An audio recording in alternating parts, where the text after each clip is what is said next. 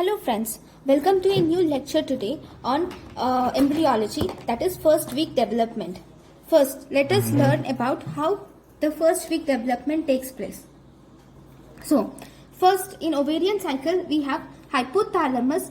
Hypothalamus secretes gonadotropin releasing hormone. This gonadotropin releasing hormone activates the pituitary gland and produces FSH and LH. Right now, what does this FSH and LH act? Just in a minute I will tell you. This is the primordial follicle, which is nothing but primary oocyte surrounded by flattened follicular cells, is called as primordial follicle. In this primordial follicle, this forms growing follicle where the flattened follicular cells will undergo many mitotic divisions and it forms granulosa cell. Similarly, it also forms zona pellucida, leading to formation of growing follicle. Now, this growing follicle will lead to the formation of vesicular follicle, which has antrum. Okay, all this has been already developed. Okay, I'll tell you in a minute. Okay, antrum is developed and these are the granulosa cells. This is theca interna and this is theca externa. Okay, now this is vesicular follicle which is formed. Now this vesicular follicle gets converted to mature vesicular follicle, and for this conversion the antrum, the fluid accumulating in the antrum is increased, thus resulting in mature vesicular follicle. Now, what are the hormones and what are their effects? See, this FSH, follicle stimulating hormone, activates formation of 15 to 20 primary preantral follicle. And this preantral follicle, among all these 15 to 20 preantral follicle, only one matures and that one follicle is discharged out, resulting in ovulation. Okay, among all these follicle, only one follicle is discharged out as ovulation. In this ovulation, the oocyte here contains, this oocyte is in second meiotic division with polar body. Okay, let me tell you how this whole process occurs. Okay, so if you see, we have FSH. See, the hypothalamus produces gonadotropin releasing hormone which will activate the pituitary, and this pituitary produces two important hormones.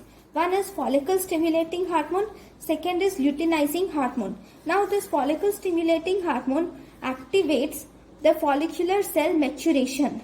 Okay, now once this follicle stimulating hormone causes follicular cell maturation and one follicle, that is one Graafian follicle, is formed. Okay, this follicular cell maturation is also activated by growth differentiating factor 9, which is a transforming growth factor beta.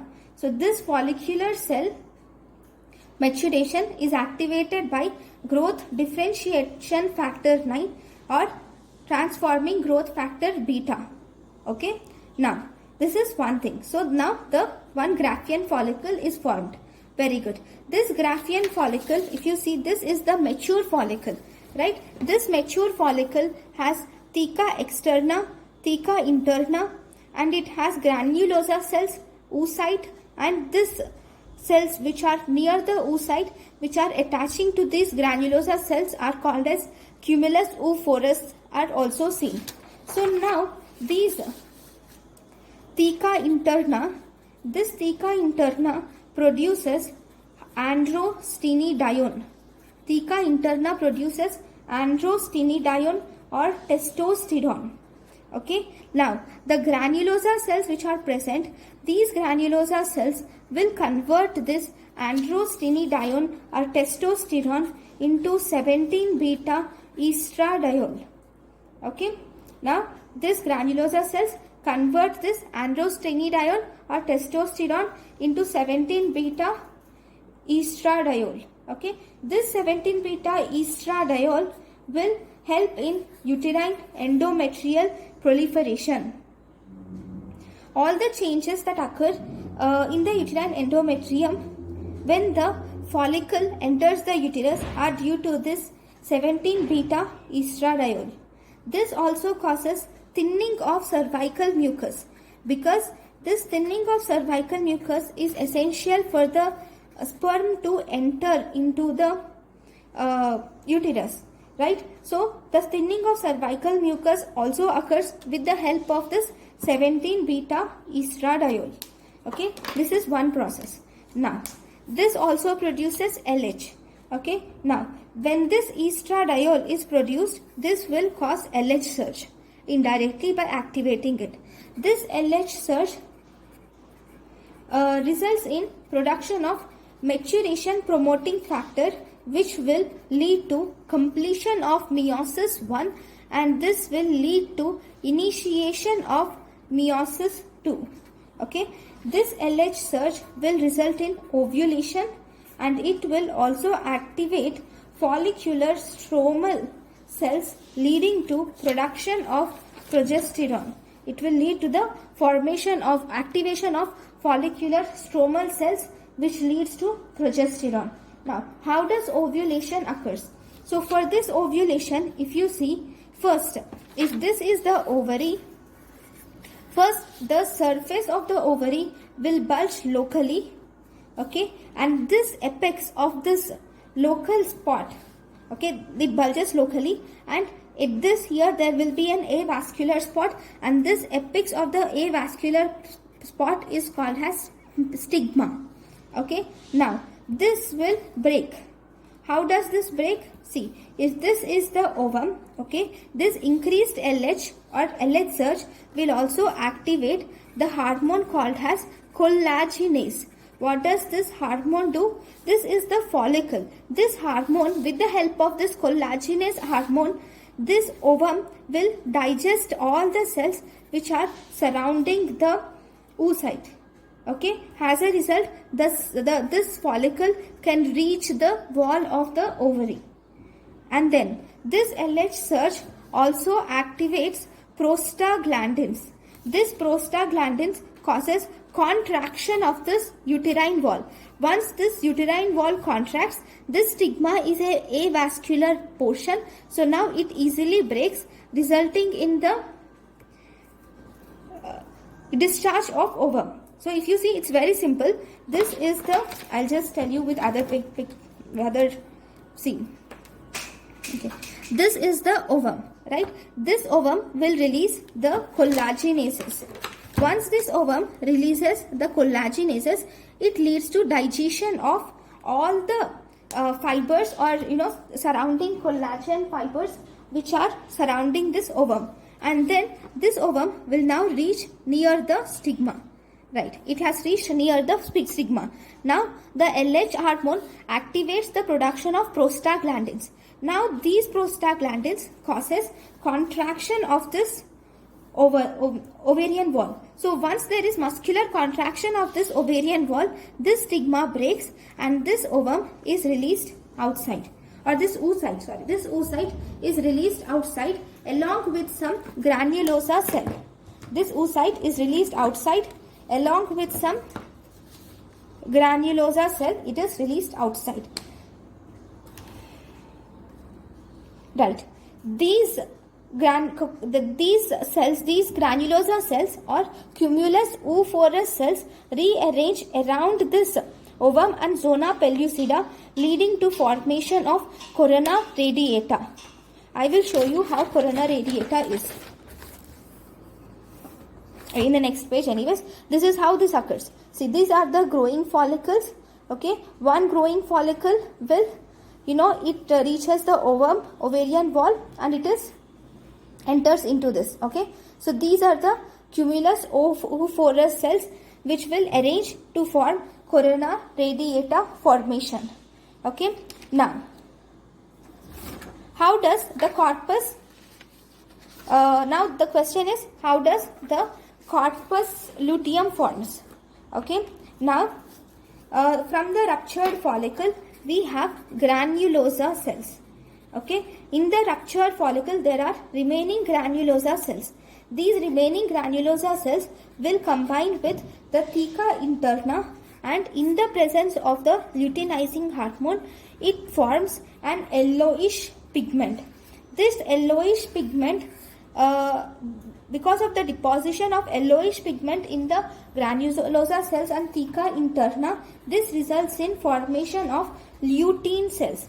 These lutein cells will form corpus luteum, and this corpus luteum produces estrogen and progesterone, and this estrogen and progesterone activate the uterine mucosa to enter into progestational and secretory stage. Okay, then if there is no fertilization, if in any case if there is no fertilization, this corpus luteum slowly increases in size and it goes to maximum size by 9 days after ovulation. After ovulation, it reaches to the maximum size by 9 days. After 9 days, even if there is no fertilization, there is breakdown of this corpus luteum, which is called as luteolysis, leading to the formation of just a scar tissue called as corpus albicans. But if there is fertilization, then this will activate HCG, human chorionic gonadotropin, which will prevent luteolysis, and as a result the corpus luteum goes on enlarging to form something called as corpus luteum gravidarum, gravidaitalis, to form corpus luteum gravidaitalis, and this corpus luteum gravidaitalis will secrete progesterone up to 4th month. It will secrete progesterone up to 4th month. Okay, then so this is how the fate of corpus luteum, right? Next, okay, next we will learn how fertilization occurs. Okay, this fertilization actually occurs in the ampulla region of fallopian tube. So among the sperms deposited in the vagina, only 1% of sperms will reach the cervix, and for these sperms to travel from the cervix to the uterine tube, now these sperms have to travel from cervix to the uterine tube. For this transport, the movement is aided by the muscular contractions of the uterine tube along with small movements of the sperm. Then, once it has reached the ampulla of the uterine tube, then it should undergo the following changes. It should undergo capacitation. For the capacitation to occur, it takes 7 hours for the capacitation to occur. In the capacitation, what actually occurs in capacitation are the sperm actually contains the sperm is something like this, okay, and it has a glycoprotein coat which is covering it, and it also is secreted along with some seminal plasma proteins. Now, in the capacitation, this seminal plasma proteins and also the glycoprotein coat is removed, and there is only sperm will enter. Okay, the glycoprotein coat and the seminal plasma proteins are removed. Then after this capacitation, it undergoes acrosomal reaction. For this acrosomal reaction, zona proteins, which is ZP3 ligand, is helpful in this acrosomal reaction. In this acrosomal reaction occurs after binding to zona pellucida. What happens in acrosomal reaction is there is removal of the plasma membrane of the acrosome of the sperm, and there is release of enzymes like acrosin and trypsin like substance. There is release of enzymes like acrosin and trypsin like substances into the uterine cavity. Okay, so that is called as acrosomal reaction. Next, after acrosomal reaction, we have fertilization. Okay, there are 3 phases of fertilization. The first phase is I'll just show you the 3 phases. Yeah, we have 3 phases of fertilization. In the first phase, we have penetration of corona radiata. These are the corona radiata. Corona radiata are the cells of the cumulus oophorus organize themselves to form the corona radiata. This sperm now penetrates the corona radiata. So 200 to 300 million spermatozoa are deposited in the female genital tract. Among them, only 300 to 500 will reach the site of fertilization, which is ampulla of fallopian tube. Among them, only one fertilizes with the egg. Thus, only the capacitated sperm can pass through the corona radiata freely. Then, after passing through corona radiata in phase 1, it enters phase 2, in which the sperm has to pass the zona pellucida. This zona pellucida is a glycoprotein shell, and this has ZP3 ligand, which will activate acrosomal reaction. See, this is the acrosomal reaction which leads to release of acrosomal enzymes. These acrosomal enzymes will now digest this zona pellucida, leading to penetration of the sperm. Once the sperm reaches and contacts with this plasma membrane of oocyte. See, this is the oocyte and this is the plasma membrane of oocyte. Once this sperm gets in contact with the plasma membrane of oocyte, there will be something called as cortical reaction, where the oocyte will release some lysosomal enzymes.